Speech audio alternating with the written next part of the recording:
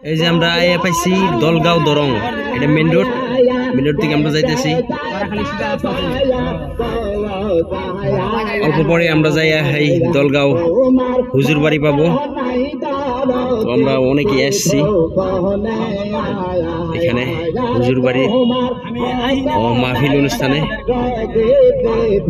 Main road আমরা যাইতেছি এখন। 2 ঘন্টা মান আইলাম গাড়ির মধ্যে। আমাকে ওই যে মেম্বার সাহেব ঘুম পাড়তাছে।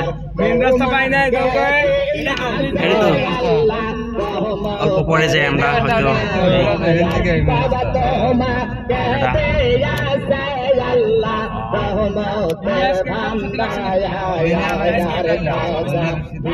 পীরের বাড়ি পামো, গরুর বাড়ি পামো অল্প পরে। দলগাঁও দরং